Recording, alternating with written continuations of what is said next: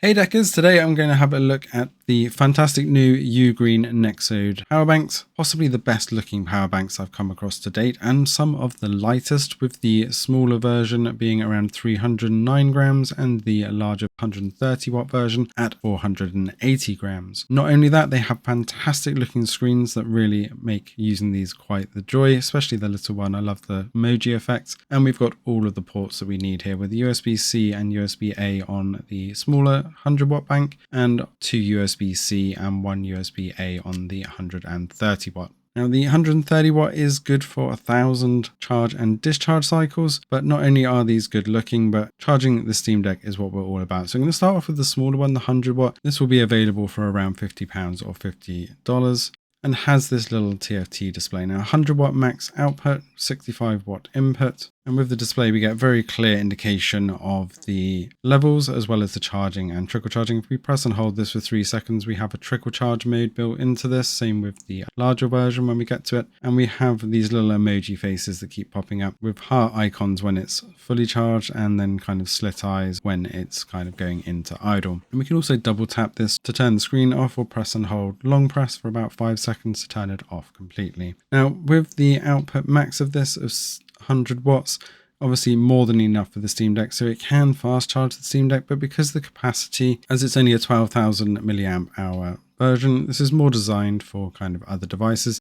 This only charged the Steam Deck OLED to around 50%. However, when I did use it for my iPhone 14 Pro, it did do 2 full charges for the iPhone. So phones and other smaller electronic devices, this will manage 2 charges, and that was with a single output. If I added on the USB-A, although it was able to charge both devices, the USB-C output went to a trickle charge, so you're not going to get that fast charge with another device on charge with the smaller power bank. Though for short day trips, it is very good to have in your bag for your other small electronics devices, especially with how small and lightweight it is. Now going on to the bigger version, obviously the column design is the latest fashion it seems, but having the display on this really does make it look absolutely gorgeous, especially with the 130 watt. When we are charging it, we have this animation that comes up and you can see that we got a nice display output showing that with my 65 watt charger, it is getting 65 watts in, and we get this kind of bubble animation going in, and the color of this changes depending on the percentage of charge. So when it's mid-range, it's blue. When it's low power, I think it's below 20%, it's red,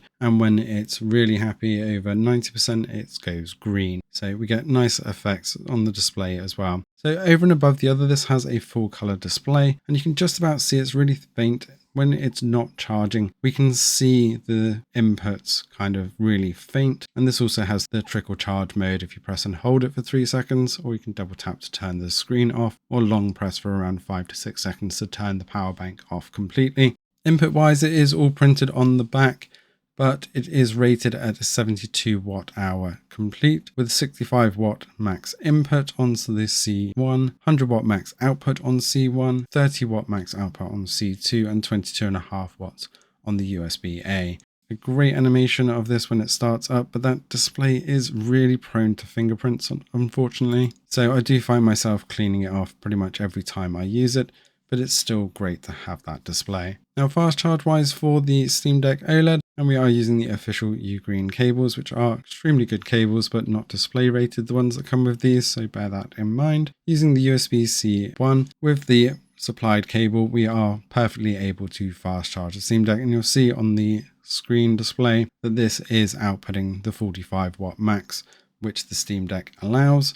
And we even have the graph mode as well. You can see it really lights up those inputs. So when you're first looking at this, don't be afraid that the inputs look really dull. They do light up as they're actually plugged in. Now, if I plug in another device, so I'm going to plug in my phone here, which is the iPhone 14 Pro, which is what I'm actually using to record this. And this is kind of a note to beware of USB-C converters. You see that this USB-A to USB-C converter, although it shows it as an input, and you can see some of the funky animations there, and it's over 90% with its happy charging, that although it shows it as an input, it doesn't actually allow the power out. Now, you have to be really careful with these USB-C converters, as I've had this with a few and not others. So if I switch over to the official USB-C charger cable for the iPhone, and it will slowly ramp up for the iPhone. So it starts off around 7 watts, and you'll see this as I progress through go up to around 17 watts in total. So no issue with that 30 watt max, and I'll show it capped out a little bit later with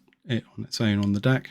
But you see that it hasn't changed the C1 output. It is completely independent, so we don't get a graph there. And if I do plug in a third into the USB-A, this is where we see that the C2 and the USB-A output are kind of split on the power front, which I'll show by plugging in the Steam Deck directly to C2. Now, while I was testing this, I did actually notice an issue with the USB-A, and that is that the port detection doesn't seem to work very well with the USB-A, and it does cap the USB-C 2. You can see here that although I've unplugged the USB-A, it still thinks it's plugged in. Now, the only way I've managed to actually get this to work, because unplugging and plugging stuff in didn't actually seem to clear or change this. If it does get stuck in this mode, what you need to do is press and hold the power button until it turns off completely. So it takes around 5 to 6 seconds to just press and hold it.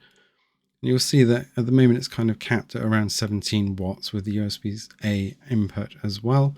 And if I press and hold this until it completely powers off and you get the goodbye animation, this completely powers down the power bank, which is great for long-term storage as well, rather than just turning the screen off. And then when I turn it back on, we get the nice power up together animation, and it detects that I've just got that single port, and it ramps back up to 30 watts. So definitely is working perfectly as we would expect with 33 watts max output on C2, but it does cap at 17 with that USB-A in. So just be aware of that. Otherwise, it is a fantastic device and should be around £90 or $90, and is definitely one of the best looking and lightest devices that I've used so far. With the 130 watt version, it is able to charge the Steam Deck OLED around 1.1 times. As you can see from the screenshots here, I did a full discharge and full power up on the OLED, and then drained it down a bit and topped it back up from the power bank as well. So with the Steam Deck LCD, you're probably going to get around 1.5 to 2 charges on that one. Let us know in the comments below if you're going to be picking one of these up. Be sure to use the links in the description below. Thanks for watching, and see you